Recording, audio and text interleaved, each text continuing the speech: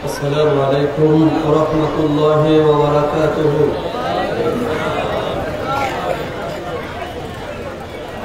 الحمد لله رب العالمين والعاقبة للمتقين، الصلاة والسلام على أشرف الأنبياء والمرسلين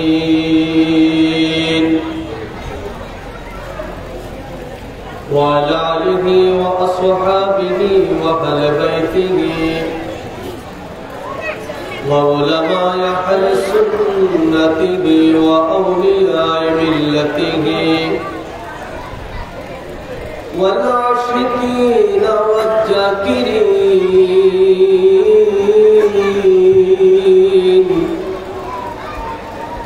والحمد لله رب العالمين. فقد قال الله تعالى في كلامه المجيد: الشيطان الرجيم. بسم الله الرحمن الرحيم. قل إن كنتم تحبون الله فاتبعوني يحببكم الله ويغفر لكم ذنوبكم والله غفور رحيم.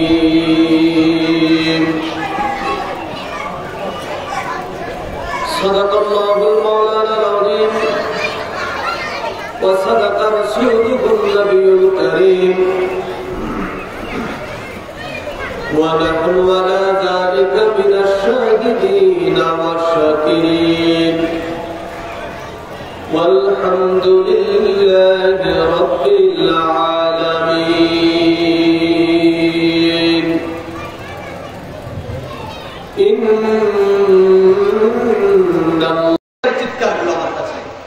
তো কাকের টাকা বন্ধ করার জন্য আমি তার সঙ্গে পর্যাপ্ত খাবার আমি দিয়ে রাখি, খা, কিন্তু বিরক্তিকর চিৎকার দিস না, তোর চিৎকার খুব বিরক্তি হয়। আর ময়না পাখির খাঁচায় আমি খাবার দেই না, কেন দেয় জানো? কেন? ময়না যদি খাবার দেই তাহলে ময়না আর ডাকে না। কথা বলেন, ময়নারে যদি খাবার দেই ময়না পাখি আর কি ডাকে না। সে একটু খাবার পাইলে, এক বেলা খাই খাবার পাইলে 3 বেলা খাবারের কথা কয় না, চুপ হয়ে যায়, ডাকে না। কিন্তু আমি তো চাই আমার ময়নার ডাক শুনতে। ময়না পাখি ডাকলে আমার কান শীতল হয়, আমার মন শীতল হয়। আল্লাহু আকবার। ওই ময়না পাখি যদি ডাকে আমার কান, আমার হৃদয় শীতল হয়ে যায়, যার কারণে আমি ময়নাকে ইচ্ছা করে খাবার দেই না। কারণ আমি তাকে ভালোবাসি, আমি তার মহব্বত করি। যে যাকে মহব্বত করে সে যদি তার কণ্ঠের সুর না পায়, সে যদি তার কথা শুনতে না পায়, তার কাছে ভালো লাগে না। যার কারণে ময়নাকে না খাওয়াইয়া আমি রাখি, মাঝে মাঝে একটু খাবার দেই, মাঝে মাঝে একটু করে খাবার দেই। আর কাকের কাকা কাকা কাকা আওয়াজ আমার কাছে ভালো লাগে না, যার কারণে পর্যাপ্ত খাবার দিয়ে আমি তার শান্ত করে রাখি। আমার প্রিয় ভাইয়েরা, বন্ধুরা, ঠিক তদ্রুপ ভাবে এই পৃথিবীর মধ্যে আমার আল্লাহ তাবারক তাআলার কাছে মুমিন বান্দারা হলো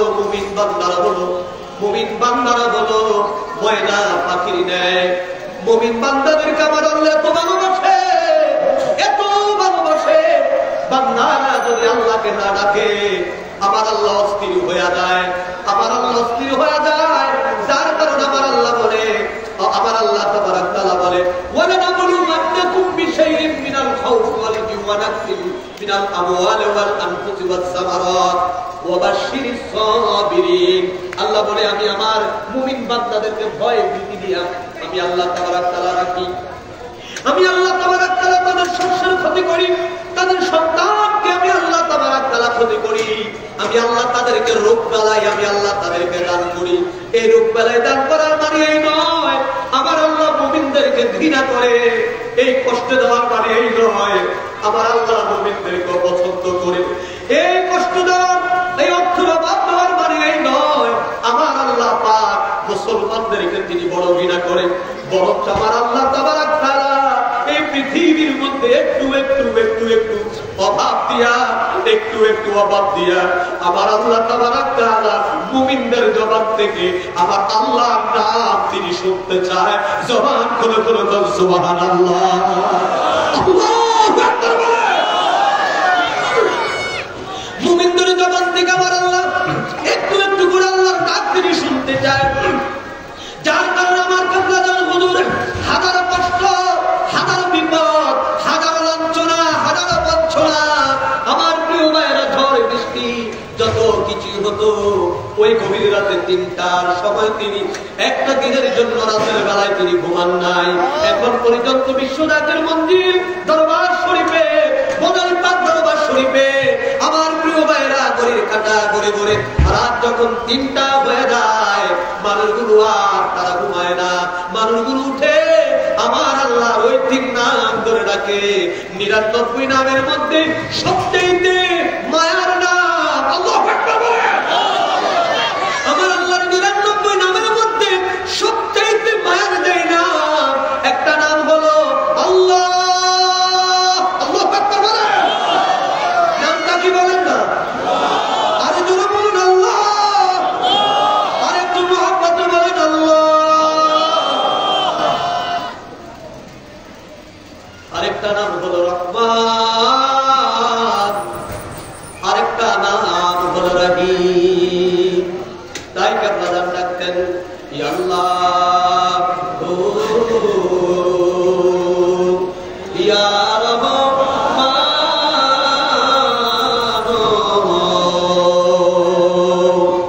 ইয়া আল্লাহ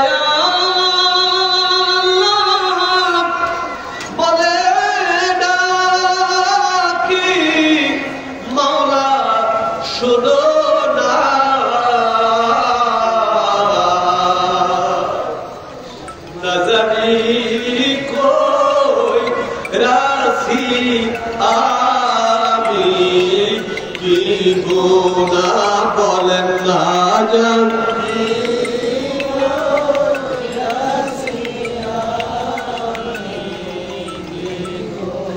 ওরে গোনার বোঝা মাথায় লইয়া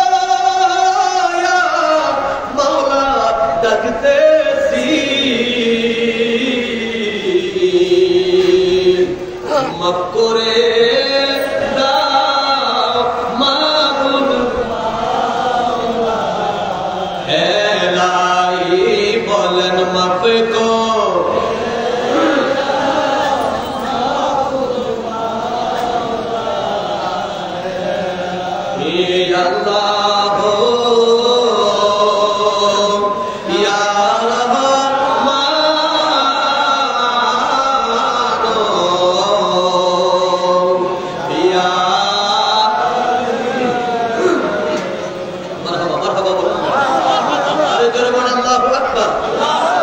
আল্লাহ ইয়া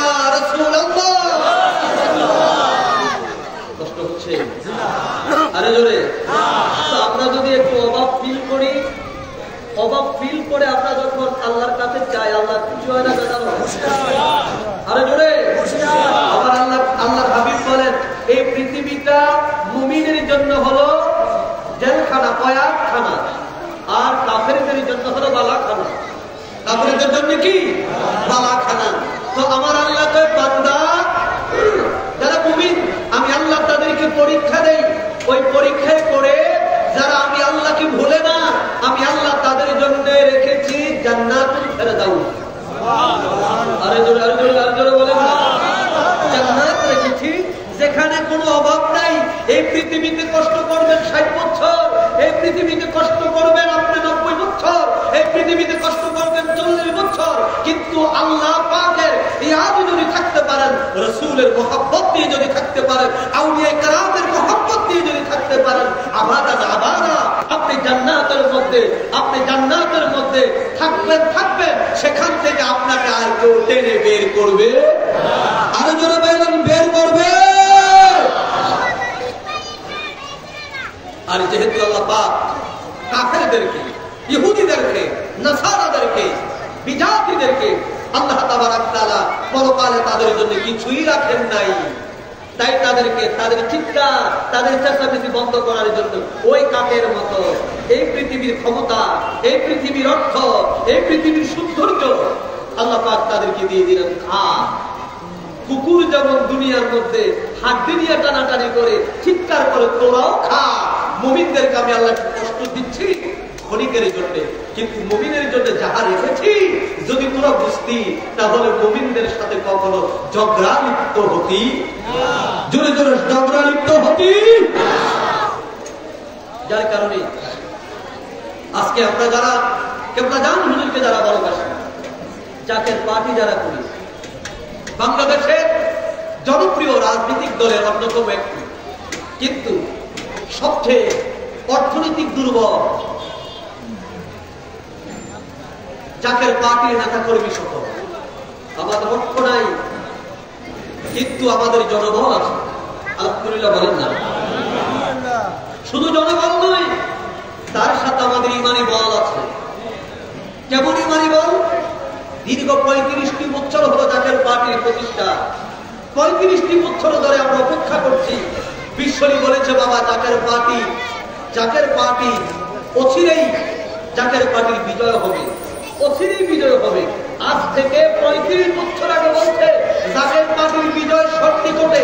এই সন্নিকটের জন্য 35 বছর আমরা ধৈর্য ধরেছি, 35 বছর আমরা কষ্ট করেছি।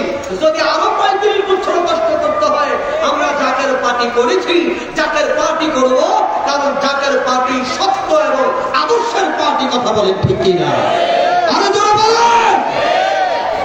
কারণ জাকের পার্টির দ্বারা এই দেশে কোনো ক্ষতি হয় নাই, সর্বভৌমত্বের কোনো ক্ষতি হয় নাই, এই দেশের কোনো ব্যবসায়িকের ক্ষতি হয় নাই, এই দেশের কোনো রাজনৈতিক বিদের ক্ষতি হয় নাই, এই দেশের কোনো ছাত্রের ক্ষতি হয় নাই, এই দেশের কোনো মা বোনের ক্ষতি হয় নাই, এই দেশের কোনো সাধারণ মানুষের ক্ষতি হয় নাই। বরঞ্চ জাকের পার্টি যতটুকু পেরেছে দেশের মানুষের কল্যাণের জন্য জাকের পার্টি কাজ করেছে, কাজ করে যাচ্ছে, কাজ করে যাবে। জাকের পার্টি ক্ষমতা চায় না, জাকের পার্টি চায় বাংলাদেশ একটি পবিত্র দেশ হোক, যেখানে সম্প থাকবে, যেখানে প্রেম থাকবে, যেখানে মায়া থাকবে, যেখানে এক ভাই আরেক ভাইয়ের সাথে বুক, এক ভাই আরেক ভাইয়ের সাথে বুক মিলিয়ে চলবে। রাজনৈতিক মতভেদ থাকতে পারে ভিন্ন, কিন্তু দেশটা আমাদেরকে রক্ষা করতে হবে। কথা বলেন, দেশ আমাদেরকে রক্ষা করতে হবে। আজকে আমরা সেদিকে যাচ্ছি, যার কারণে পুলিশ বলেন, র্যাব বলেন, বিডিআর বলেন, সেনাবাহিনী বলেন, আপনার নৌবাহিনী বলেন, বিমান বাহিনী বলেন, এনএসআই বলেন, টিভি বলেন, গোয়েন্দা আপনার সিআইডি বলেন, যত সংস্থা আছে জাকের পার্টি সম্পর্কে তাদের কাছে নতুন করে কোনো তথ্য দেওয়ার দরকার নাই। তাদের কাছে সবুজ একটা সিগন্যাল, জাকের পার্টি এটা ভদ্র একটা দল। কথা বলেন না? মাঝে মাঝে আমারে বলে ভাই এই পার্টি যেভাবে আপনারা করতেছেন, যে সিস্টেমে যাচ্ছেন, আপনারা এই দেশের ক্ষমতা যেতে পারবেন না, কারণ এই দেশের ক্ষমতা যাওয়ার জন্য যাহা দরকার আপনারা তো তাহা করেন না। আমি বলি কি দরকার ভাই? বলছে দরকার হলো স্লোগান দিবেন, মিছিল করবেন, গাড়ি বাঁধবেন, ঘেরাও করে সচিবালয় ঘেরাও করেন, তাহলে না আপনাদের দাবি দাবা মানবে। তো আমি বলি আমরা তো সচিবালয় মুখোমুখি না, আমরাও সমাবেশ করি, আমরাও মিছিল করি, আমরা আন্দোলন করি। কখন করি জানেন? রাতের 3টা বাজে উঠে যার কাছে চাওয়ার তার কাছে যাই। কথা বলেন না? তার কাছে চাওয়ার তার কাছে যাই। যিনি ক্ষমতার মালিক, আমার আল্লাহর যখন মনে হবে, আল্লাহ যদি যখন চাইবেন এই মুহূর্তে বাংলাদেশের জন্য জাকের পার্টি দরকার, বাংলাদেশের সবাই যদি বিরোধিতাও করে, আল্লাহ যদি চায় অটোমেটিক আল্লাহ আমারে দেবে। সারা পৃথিবী বহির শক্তি যদি বিরোধিতা করে, যেহেতু আমার আল্লাহ মুলুকের মালিক, আল্লাহ যদি চায় আমার আল্লাহ বসিয়ে দেবে। আর আল্লাহ যদি না চায় আমি গণভবন, বঙ্গভবন, সচিবালয় ঘেরাও করে ক্ষমতায় যাব, এটা যদি কোনো ব্যক্তি বিশ্বাস করে তাহলে বুঝতে হবে ওই ব্যক্তি আল্লাহর উপর তার আস্থা কম, ঈমান কম, আল্লাহর শক্তিকে বিশ্বাস করে না, সে তার বাহু শক্তিতে অগ্রসর হতে চায়। তার মতো আবু লাহাবের মতো। কথা বলেন না, কার মতো? আবু লাহাবের মতো। আর তারা চায় আবু লাহাবের মতো। আল্লাহ কয় তাব্বাত ইয়াদা আবি লাহাবি ওয়া তাব্বা, ধ্বংস হোক আবু লাহাবের ইতিহাস। যে আমরা ক্ষমতায় এসে গেছি, তবে আমরা নিরাশ হই না। লা তাকনাতু মির রাহমাতিল্লাহ, আল্লাহর রহমত থেকে আমরা নিরাশ হই না। কারণ সমস্ত ক্ষমতার মালিক যেহেতু তিনি যখন চাইবেন তিনি তখনই দিবেন। এই জন্য জাকের পার্টির চেয়ারম্যান মহোদয় বলেন, জাকের পার্টি কখন ক্ষমতা যাবে, কোন সালে যাবে, কত তারিখ যাবে, বিশ্বরে আমার কেবলা দান হুজুর আল্লাহ পাক তাও জানিয়ে দিয়েছেন। সুবহানাল্লাহ বলেন না? কেবলা দান হুজুর আল্লাহ পাক তাও কি জানিয়ে দিয়েছেন। কেবলা দান হুজুর দয়া করে আমাকে অর্থাৎ জাকের পার্টি চেয়ারম্যান মহোদয়কে জানিয়ে দিয়েছেন। এখন আপনি বলেন, যদি কেউ শুনে পুকুর পারে মারামারি হচ্ছে, যে যায় তাকে কোবাচ্ছে, যে যাচ্ছে তার পাল্লা ফালাই দিতেছে, আপনি যাবেন? কথা বলেন, আপনি যাবেন? আপনি যদি শুনেন পুকুর পার নির্দিষ্ট জায়গা, আপনি যাবেন না।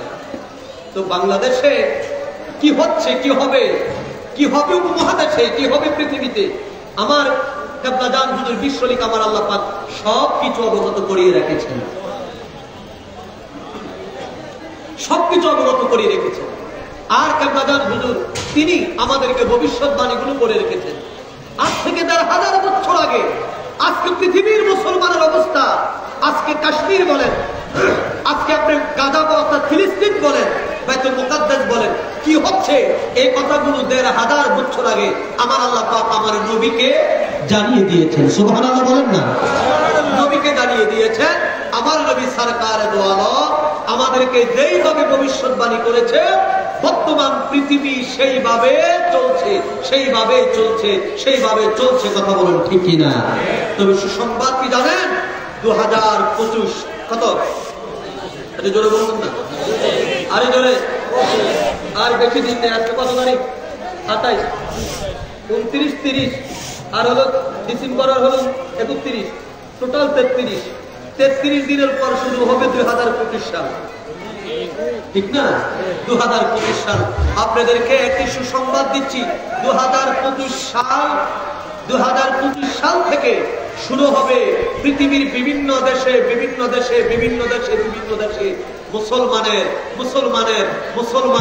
মুসলমানের ইমানদারের বিজয়।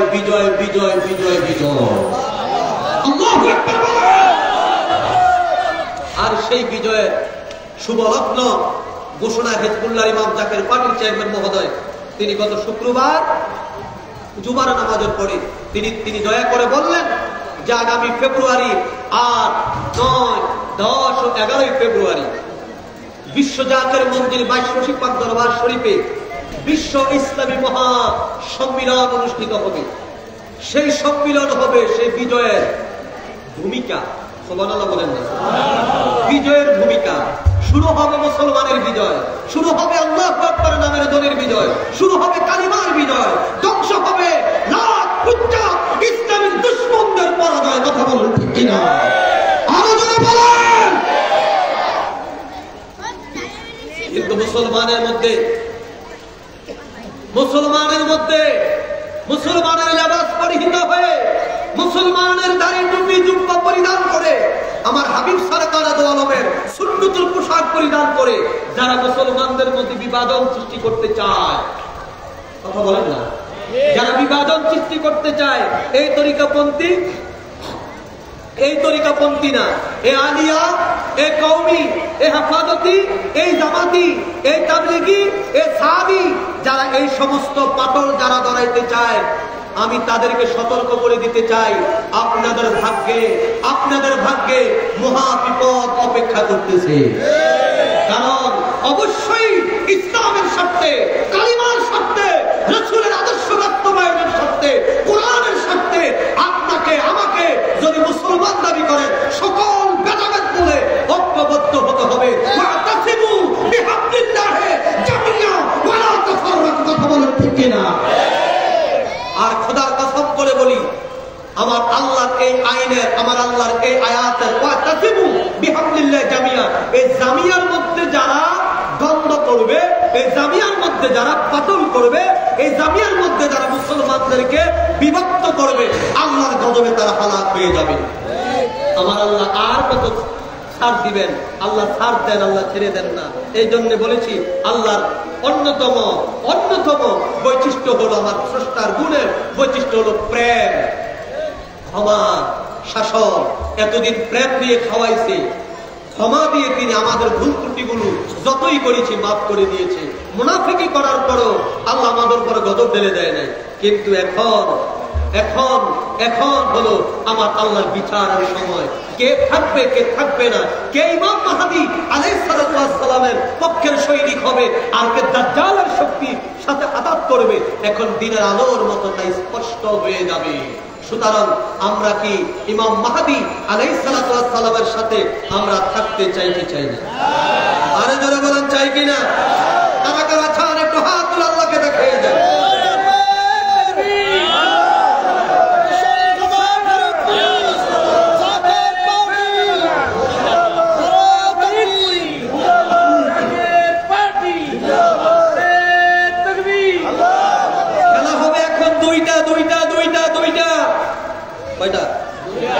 জবাব করে বলেন কয়টা? এখন দুই দলের খেলা হবে, দুই দলের। এক দল হবে ইমাম মাহদী আলাইহিস সালামের দল, আরেক দল হবে দাজ্জাল অর্থাৎ ইহুদীদের দল। এই মুহূর্তে যে মুসলমান, এই মুহূর্তে যে মাওলানা, এই মুহূর্তে যে মুন্সি, এই মুহূর্তে যে মুফতি মুসলমানদের স্বার্থের বিরুদ্ধে কথা বলবে, বুঝতে হবে সে হলো দাজ্জালের অনুসারী, ইহুদীদের দালাল। কথা বলেন ঠিক কিনা? আর সেই ইহুদের দালাল যারা, আমার আল্লাহ তাদেরকে ছেড়ে দিবেন না, আল্লাহ তাদেরকে ছেড়ে দিবেন না। এমন মায়ের আল্লাহ তাদের কপালে রেখেছে। আল্লাহর হাবিব হাদিস শরীফে দেখলাম ভবিষ্যৎবাণী করলেন, ইহুদিরা ইমাম মাহদী আলাইহিস সালামের ভয়ে তারা পালাবে। কথা বলেন না, তারা কি? তারা পালাবে। আপনারা বিভিন্ন মিডিয়ায়, বিভিন্ন নিউজে দেখেছেন, ইসরায়েলে ইহুদিরা একটি গাছ বেশি চাষ করে। এই মুহূর্তে গাছটার নাম আমার স্মরণ নাই। তারা আসমানি কিতাবে, তাদের দৃষ্টিতে আসমানি কিতাবে তারা জেনেছে এই গাছ ইহুদিদের বিপদে তাদেরকে সাহায্য করবে। ইহুদিদের বিপদে কি সাহায্য করবে ওই গাছ, এই জন্য তারা গাছটা বেশি লাগিয়েছে। কিন্তু আল্লাহর হাবিব রাহমাতাল লিল আলামিন ফরমান, ইমাম মাহদী আলাইহিস সালাম যখন আসবেন, ওনার প্রকাশ যখন হবে, ইহুদিদের সাথে যুদ্ধ হবে। কি হবে? কি আর জোরে বলেন নাকি? যুদ্ধ হবে। যুদ্ধ যখন হবে, ওই যুদ্ধের মধ্যে ইহুদিরা ইমাম সাহেবের ভয়ে তারা পলায়ন করবে। তারা পালাইতে গিয়ে পাথরের পাহাড়, বড় বড় পাথরের পিছে গিয়ে তারা লুকাবে। কথা বলেন, পাথরের নিচে গিয়ে তারা লুকাবে। কিন্তু আল্লাহু আকবার কাবীরা, ইমাম সাহেবকে সাহায্য করবে পাথর। জোরে জোরে বলেন না, পাথর সাহায্য করবে। পাথরের জবান খুলে যাবে, পাথর ডাকবে, বলবে হে ইমাম, আল্লাহু আকবার, আল্লাহু আকবার বলেন, হে আল্লাহর খলিফা, এ আমার পিছে বসে আছে ইহুদি, ধরো। পাথর তাদেরকে প্রকাশ করে দিবে। ইহুদিরা গাছের শিকড়ের ভিতরে তারা লুকাবে ইমাম সাহেবের হয়ে। গাছ জবান খুলে যাবে, জবান খুলে ডাক দিয়ে বলবে, হে আল্লাহর খলিফা, আমার কাছে আসেন। এই যে আমার শিকড়ের নিচে লুকিয়ে আছে শয়তান ইহুদি, ধ্বংস করুন তাকে। তাদের অত্যাচারে তাম পৃথিবী আজকে জাহান্নাম হয়ে গেছে। কথা বলুন ঠিক কিনা? তাম পৃথিবী আজকে ইহুদিদের চক্রান্তের কারণে আজকে জাহান্নাম হয়ে গেছে। ধ্বংস করুন তাকে। ইহুদিদেরকে ইমাম সাহেব ধ্বংস করবে। এর মানে প্রমাণ হয় ইমাম সাহেবের সেনা প্রধান যারা হবে, ইমাম সাহেবের সৈন্য যারা হবে, তাদেরকে সাহায্য করবে, গাছ তাদেরকে সাহায্য করবে, পাথর তাদেরকে সাহায্য করবে, পশু পাখি পর্যন্ত তাদেরকে সাহায্য করবে। কারণ শেষ দল হবে দুইটা, একটা হলো উলাইকা হিজবুশ শায়তান, আর একটা হলো উলাইকা হিজবুল্লাহ। আল্লাহু আকবার বলেন। একটা হলো উলাইকা হিজবুশ শায়তান, একটা হবে শয়তানের দল, আর একটা হলো উলাইকা হিজবুল্লাহ, আলাইকা হিজবুল্লাহ হুমুল মুফলিহুন। আল্লাহ বলে, আর ইসলাম, আমি আল্লাহর দলের বিজয় অবিসম্ভাবী। আমি আল্লাহর দলের বিজয় অবশ্যই হবে। জবান খুলে বলেন মারহাবা। আরে জবান খুলে বলেন মারহাবা। বলেন আল্লাহু আকবার। এবার আমি আপনাদের কাছে প্রশ্ন রেখে আপনাদের উত্তর নিয়ে আলোচনা শেষ। আমরা কি দাজ্জালের পক্ষে থাকবো না ইমাম মাহদীর পক্ষে থাকবো? আরো জোরে বলেন। আরো জোরে, দাজ্জাল না ইমাম মাহদী? কারা কারা ইমাম মাহদীর পক্ষে থাকবেন হাত তোলেন, জোরে জোরে হাত তোলেন। এই আল্লাহর কুদরতি ক্যামেরায় এখন ভিডিও করা হচ্ছে। মারহাবা মারহাবা বলেন। দ্বিতীয় প্রশ্ন, আমরা কি উলাইকা হিজবুশ শায়তান, আমরা কি শয়তানের দলে থাকবো না উলাইকা হিজবুল্লাহ আল্লাহর দলে থাকবো? আরে জোরে বলেন, কার দলে? আরে জোরে, কার দলে? দল মূলত কয়টা? এই দল মূলত কয়টা? দুইটা। একটা হলো হিজবুল্লাহ আর একটা হলো হিজবুশ শায়তান। একটা শয়তানের দল, একটা আল্লাহর দল। আমরা থাকবো কোন দলে? আরে জোরে, কোন দলে? তাহলে হিজবুল্লাহ কারা কারা থাকবেন, আল্লাহর দলে কারা কারা থাকবেন, একটু হাত তুলে দেখান।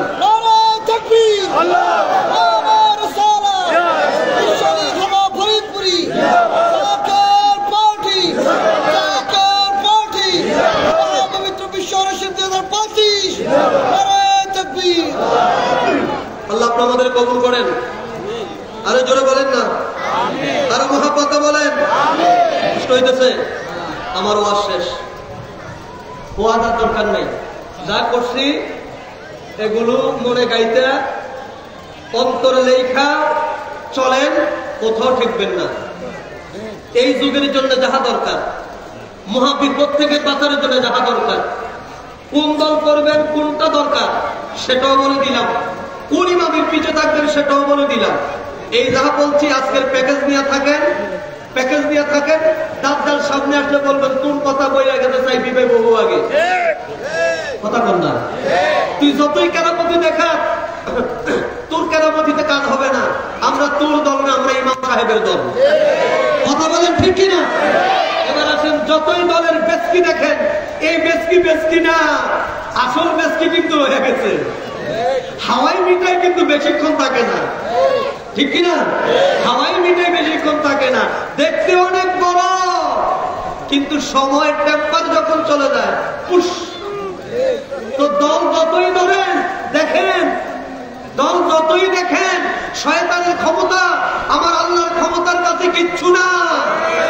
কথা বলেন, আমার আল্লাহর ক্ষমতার কাছে শয়তানের ক্ষমতা কিছু না। আমার আল্লাহর ক্ষমতা ছিল, আছে, থাকবে। যিনি সাদ্দাতকে, ফেরাউনকে, কারুনকে, নমরুদকে অপমানিত করেছে, লাঞ্ছনা দিয়েছে, বঞ্চনা দিয়েছে, আমার ওই আল্লাহ আছে না নাই? আরে জোরে বলেন, আছে না নাই? যদি ওই আল্লাহরে ভুলে, ওই আল্লাহকে যদি ভুলে নমরুদের পক্ষ যদি নেন, তাহলে কিন্তু কানে দিয়া মশা ডুববে। মশা, কথা কর না, কানে দিয়া মশা ডুববে। এখন মশা বাইর করার জন্য তো কান টানে, যদি সিধা না হন 2 দিন পরে কিন্তু নমরুদের মতো জুতা দিয়া পিটাবে, জুতা দিয়ে। কথা বলেন ঠিক কিনা? 2 দিন পরে জুতা দিয়া পিটাবে। আমার আল্লাহর ইশারা যদি না বোঝেন, আমার আল্লাহর ইঙ্গিত যদি না বোঝেন। সুতরাং আমরা আল্লাহর দলে আমরা ছিলাম, আছি, থাকবো, কারণ আল্লাহ আমাদের সব।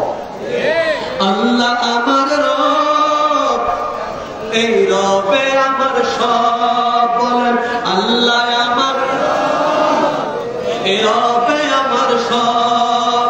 তনু মনে তার নামি করি অনুভব।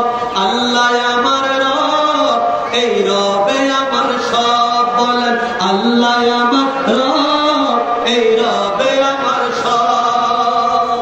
সুতরাং সব দল যখন শেষ, তখন উলাইকা হিজবুল্লাহ, আলা ইন্না হিজবাল্লাহি হুমুল মুফলিহুন। কেবলাদান বলছে বাবা, এই দলটাই হলো এই জগতে যার নাম আমি দিয়েছি জাকের পার্টি। ওয়া আখিরি দাওয়ানা আলহামদুলিল্লাহি রাব্বিল আলামিন। ইয়া নবী সালাম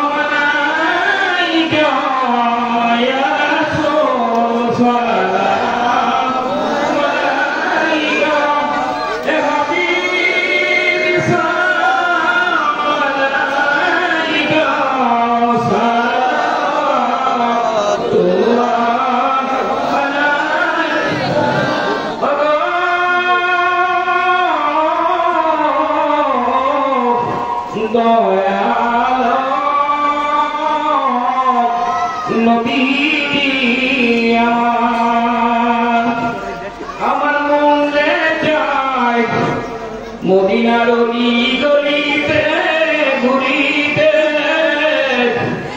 নবী গো আপনায় দেখিতে আমার পোহাই দিল ফুরাইয়া নবী আপনাকে দেখিবা আশায়া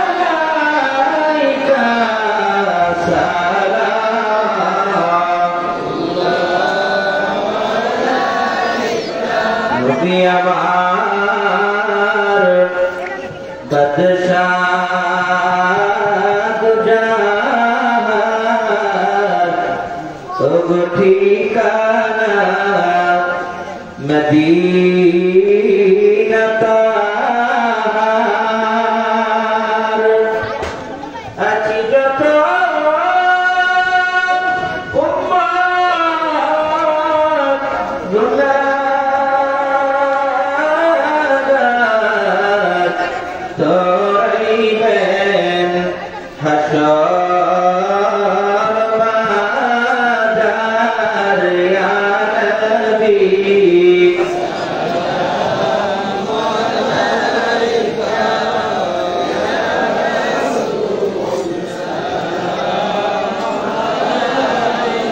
ইয়া হাবিব সালাম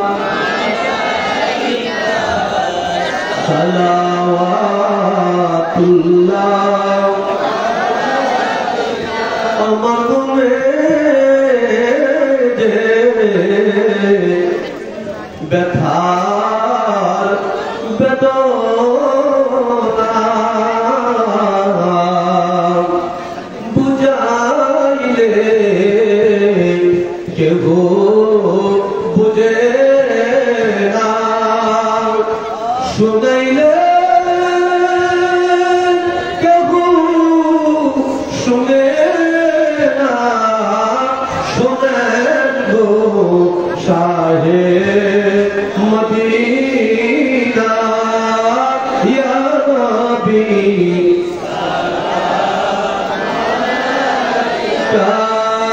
ইয়া রাসূল ইয়া হাবিব সালাম আলাইকা সালাওয়াত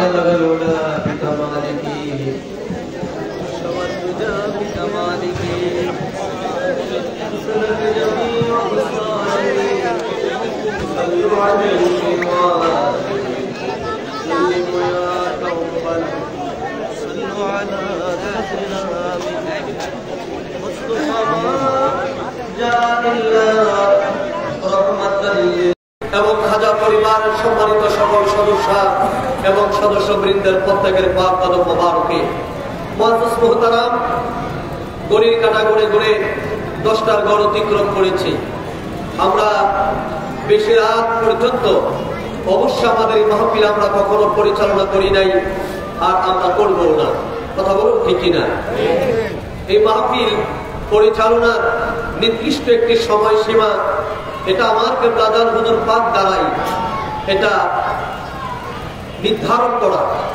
কারণ এই তরিকার মাহফিল এটা অত্যন্ত গুরুত্বপূর্ণ একটি মাহফিল কেবলাদার হুজুর পরমাতার বাবা যে এলাকায় এই তরিকায় নকশবন্দিয়া মুজাদ্দিদিয়ার মাহফিল হয় ওই এলাকার কবর রাজা আল্লাহ পাক কমপক্ষে দয়া করে তার হাবিব পাকের উসিলায় তিনি 40 দিনের জন্য কবর রাজা মাফ করে দেয় জবান করে বলুন মারহাবা আরো জোরে বলুন আল্লাহু আকবার জবান খুলে বলুন আল্লাহু আকবার ইয়া রাসূলুল্লাহ আরো জোরে বলুন ইয়া রাসূলুল্লাহ আমরা রাসূল চাই কি চাই না আর একটু মহব্বতে বলতে হবে রাসূল চাই কি চাই না তারা তারা চাঁদ দুই হাত তুলে আমার আল্লাহকে দেখিয়ে দেন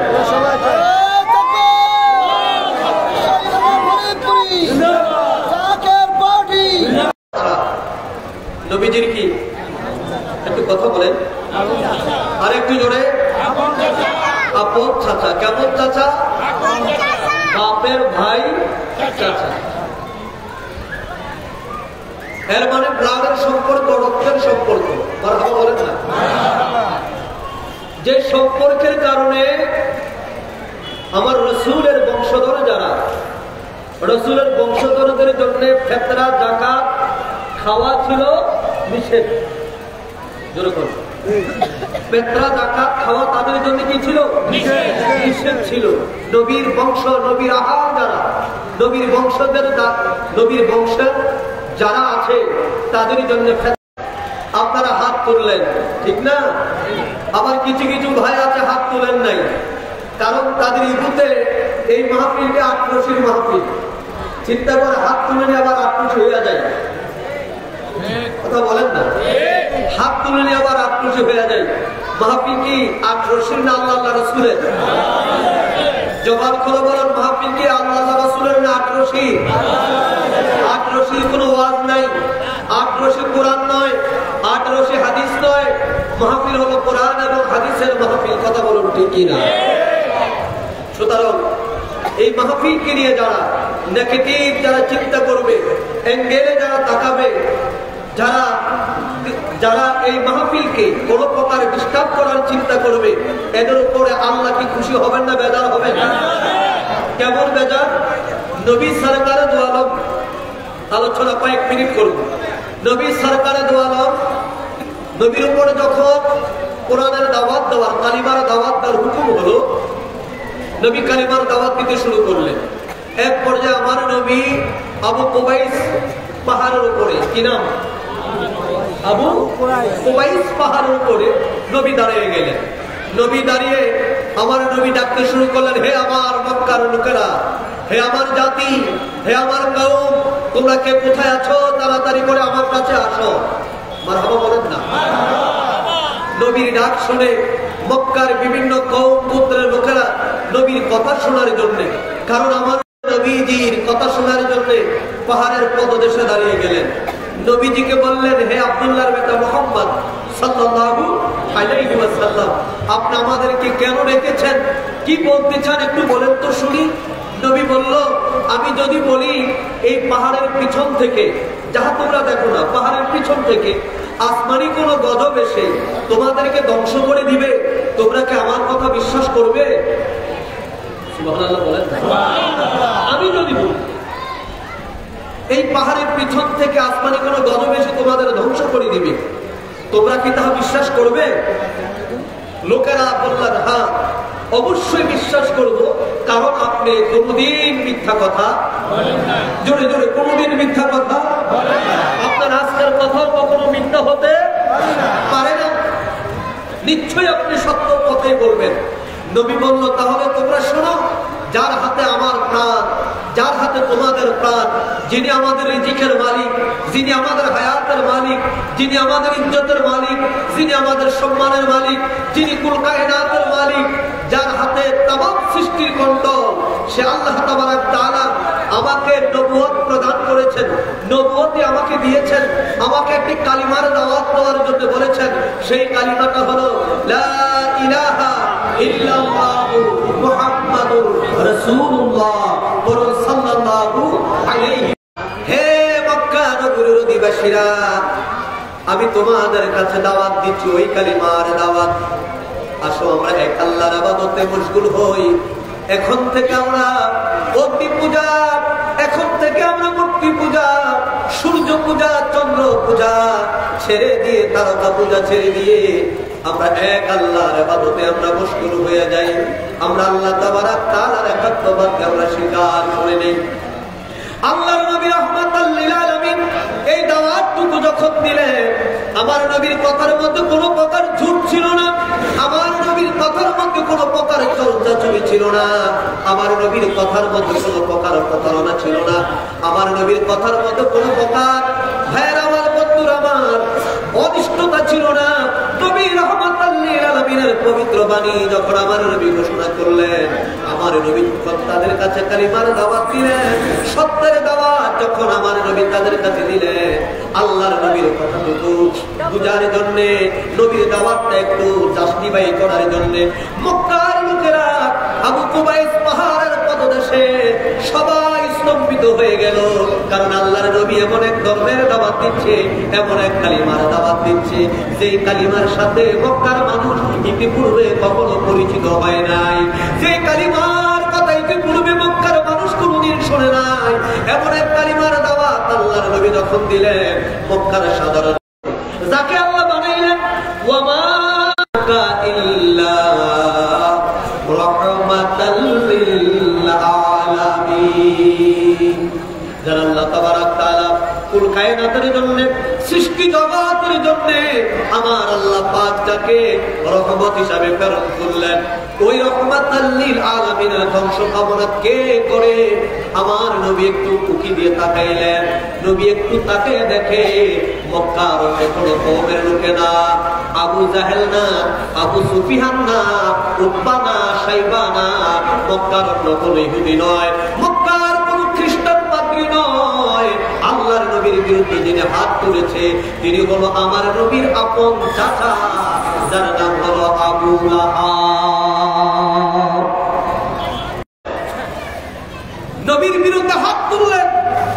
নবীর বিরুদ্ধে কথা বললেন, বলেন তখন আমার আল্লাহ খুব খুশি। কি বলেন? হ্যাঁ, নবীর ছোট করতে পারলে আল্লাহ খুব খুশি হয়। হ্যাঁ, আল্লাহ বেজার হয়, খুশি হয়। নবীরে যদি অসম্মান করে আল্লাহ খুব খুশি হয় নাকি? কতটুকু বেজার হয়? হ্যাঁ, মরার পর শাস্তি দিবে কেমন নাকি? আপনি নামাজ পড়েন নাই, রোজা রাখেন নাই, হজ করেন নাই, যাকাত দেন নাই, এতে আমার আল্লাহর কিছু আসে যায় না। বান্দা নামাজ পড়ে আর না পড়ার কথা আমার আল্লাহর কি আছে যায়?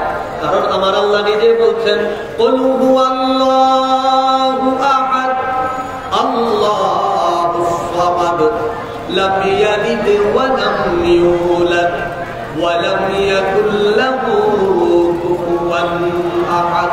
আল্লাহু আকবার বলেন। বলো আল্লাহ এক এবং অদ্বিতীয়, আল্লাহুস সামাদ। তিনি এমন এক আল্লাহ, এমন এক রব, এমন এক প্রভু তিনি, যিনি কারো মুখাপেক্ষী নয়। আমরা আল্লাহর জিকির করলে আল্লাহর ইজ্জত বাড়বে, আল্লাহর জিকির না করলে আল্লাহর ক্ষমতা কমে যাবে। আমরা নামাজ পড়লে আল্লাহর শান বাড়বে, নামাজ না পড়লে আল্লাহর শান কমে যাবে। আমরা রোজা রাখলে আল্লাহর ধনভাণ্ডার। আমি আল্লাহ কারো দয়ার মুখাপেক্ষী নয়, বরঞ্চ কোন কায়নাতে যত সৃষ্টি আছে, মানব সৃষ্টি থেকে শুরু করে 18,000 আলম, 80,000 মাখলুকাত, যাহা কিছু আছে সদা সর্বদা সব সময় একমাত্র আমার আল্লাহ মুখাপেক্ষী তারা। কারণ আল্লাহ ছাড়া, আল্লাহ ছাড়া, আল্লাহ ছাড়া, আল্লাহ ছাড়া আপনার আপন আর কেউ নাই, আর কেউ নাই, আর কেউ নাই। কথা বলুন ঠিক কিনা? আরো জোরে বলো। গভীর মনোযোগ। আল্লাহ বলে, নামাজ পড়ো নাই বান্দা, শাস্তি দিব কবরে। শাস্তি কোথায়? কবরে। নবীর বিরুদ্ধে হাত তুলেছে আব্রাহাম, আল্লাহ কবর না, জগতে। কবরে না, জগতে। কেমন? আল্লাহ রাব্বুল আলামিন মুহূর্ত তিনি দেরি করলেন না। নবীর মনে ব্যথা লেগেছে, আপন চাচা আল্লাহর নবী রাহমাতাল লিল আলামিনের বিরোধিতা করে নবীর মনে খুব কষ্ট লাগলো। আল্লাহর নবী রাহমাতাল লিল আলামিনের কষ্ট আমার আল্লাহ সইতে পারে না, আমার আল্লাহ বরদাস্ত করতে পারে না। আমার আল্লাহ ডাক বলে, জিবরিল, ও জিবরিল, যাও যাও আমার হাবিবের দরবারে যাও, আমার বন্ধুর দরবারে যাও। আমার বন্ধুর দরবারে গিয়ে 10টির এক থেকে আমার আল্লাহ তাবারাক তাআলা 70টি সওয়াব তিনি দান করবেন। আমার আমার সাথে আবদা আদহু মালুহু ওয়া মা কাসাব। আল্লাহু আকবার বলেন, বলেন না ইয়া রাসূলুল্লাহ, আরে জোরে বলেন ইয়া রাসূলুল্লাহ। কষ্ট হয়? কি বলেন, কষ্ট হয়? নবীর কথা শুনলে, নবীর শান শুনলে ভালো লাগে না খারাপ লাগে? আরে জোরে বলেন। আপনি কি মুমিন না মুনাফিক বুঝার জন্য খানে কাবা যাওয়া দরকার নাই। আমার নবীর শান নিয়ে সামনে বসে, আমার নবীর প্রেম হলো ঈমান মাপার থার্মোমিটার। নবীর সামনে যদি, আপনার সামনে যদি নবীর প্রশংসা করে যদি দেখেন আপনার কাছে ভালো লাগে, কথা বলেন না, যদি দেখেন আপনার কাছে খুব ভালো লাগতেছে, নবীর কথা বলতেছে, আমার নবীর কথা, আমার নবী, আমার নবী, আমার নবীর কথা বলতেছে, যদি দেখেন খুব ভালো লাগতেছে, তাহলে বুঝে নেবেন আপনি ঈমানদার। এলার্জি শুরু হয়, আপনার কাছে ভালো লাগে না, মন চায় শুনবো না, চলে যাই, উঠে যাই, এইরকম হাল যদি দেখেন বুঝে নিয়েন, বুঝে নিয়েন এখন পর্যন্ত ঈমানের স্বাদ পান নাই, এখন পর্যন্ত মুমিন হতে পারেন নাই, এখন পর্যন্ত ঈমানদার হতে পারেন নাই। মুসলমান হয়েছেন বটে, ঈমানদার না। কারণ মুসলমান সুরাতে হয়, আর ঈমানদার আমার নবীর সিরাতে হয়। কথা বলেন ঠিক কিনা? তাহলে বুঝে নিয়েন আপনি এখন ঈমানের স্বাদ পান নাই, আপনি মুনাফিকের খাতায় আপনি রয়ে গেছেন। আল্লাহু আকবার, আল্লাহু আকবার। তো আপনাদের কাছে জানতে চাই, আমি যে নবীর কথা বলছি কোরআন থেকে তো বলছি নাকি? তো আপনাদের কাছে ভালো লাগে না খারাপ লাগে? আরো জোরে ভালো না খারাপ? কার কার কাছে ভালো লাগে দুইটা হাত তুলে দেখান তো।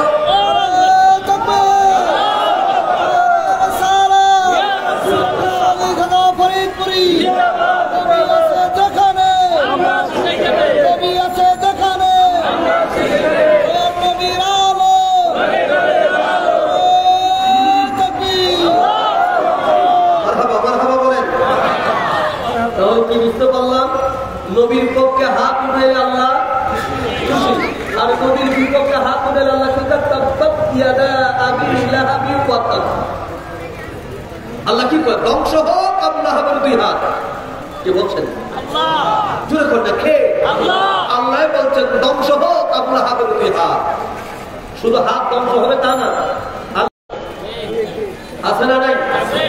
আরে জোরে বলেন আছে না নাই? এলেমের অহংকার করে, টাকার অহংকার করে, সন্তানের অহংকার করে। আমার আল্লাহ আবুল আহাব ডাক দিয়ে বলে, ও মুহাম্মদ, তুমি তো জানো আমি কয়েক বাপ, তুমি তো জানো আমি কত নম্বর ধনী মক্কা নগরী। তোমার খোদায় যদি কোনো গজব গজব পাঠায়, আমি আমার ছেলেদেরকে দিয়া, আমি আমার স্বপ্ন দিয়া, আমি আমার সম্পদ দিয়া তোমার খোদার মোকাবেলা করব। আরো জোরে আরো জোরে আরো জোরে, তোমার খোদার মোকাবেলা করব। আল্লাহ তাবারাক তাআলা কো হাবিব, আপনি জানিয়ে দেন মা আবনা আনহু মালুহু ওয়া মা কাসাব।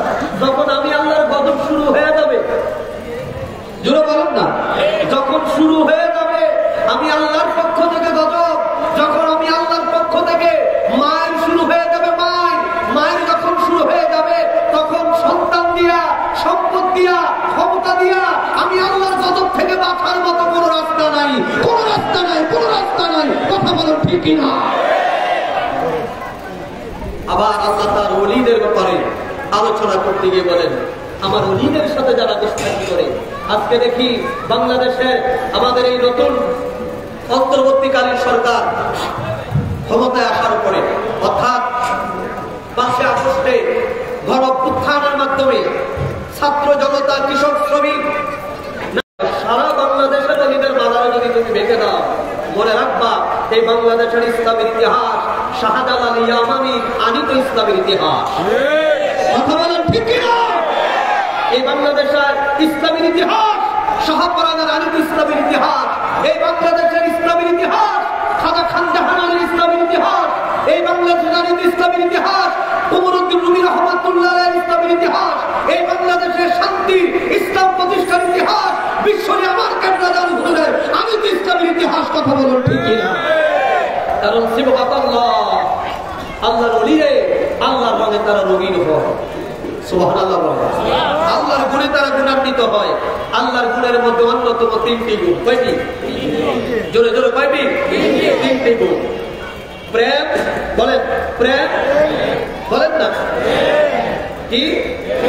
প্রেম, ক্ষমা, শাসন। প্রেম, ক্ষমা, শাসন। আজকে শাসন চাই আল্লাহ, কিন্তু ব্যবসায় আমার। কথা বলেন না? কোরআন সামনে দিয়ে আপনার শাসন চাই আল্লাহ, কিন্তু মতামত বন্ধুদের চালায় নিজেরা আল্লাহর বিধান অমান্য করে। আল্লাহ পাক বলছেন আল্লাহর রং হলো 3টি। তার কাছে বান্দা ক্ষমা চায়, আল্লাহ তাবারক তাআলা বান্দাকে ক্ষমা করে দিতে চায়। সুবহানাল্লাহ বলেন। যতই অন্যায় করে, ইহুদি বলেন, খ্রিস্টান বলেন, বৌদ্ধ বলেন, সবাই বান্দা কা? আরে জোরে বান্দা কা? ধনী কারা? মুসলমানরা না ইহুদিরা? কথা বলেন না? আরো জোরে ধনী ইহুদিরা। মারি খায় কারা? মুসলমানেরা। আল্লাহরে ডাকে বেশি কারা? শুরু করেন, আল্লাহরে ডাকে বেশি কারা? আল্লাহরে ডাকে বেশি মুসলমান, রোজা রাখে বেশি মুসলমান, জিকির করে বেশি মুসলমান, হজ করে মুসলমান, যাকাত দেয় মুসলমান, ফিতরা দেয় মুসলমান, এই শীতকালেও তাহাজ্জুদের নামাজ পড়ে মুসলমান। বিশ্বজাকের মঞ্জিল আমার পীরের মুরিদ যারা রাত্রে 3টা বাজে উঠে 3টা থেকে 6টা পর্যন্ত শীতের মধ্যে বয়া বয়া ইয়া আল্লাহু ইয়া রহমান ইয়া রহিম বলে ডাকে মুসলমান, টাকা দেয় আল্লাহ ইহুদি করে। কথা বলেন না? যে সারা রাত ডাকে, হ্যাঁ সকালবেলা উঠতে বাজার করার টাকা নাই, আর যে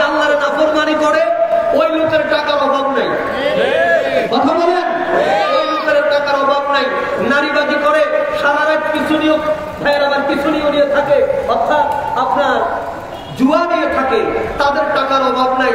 আর খয়রাতি যারা আছি সারা রাত আল্লাহরে ডাকে যারা, অভাবী হলো তারা। ঠিক না ঠিক?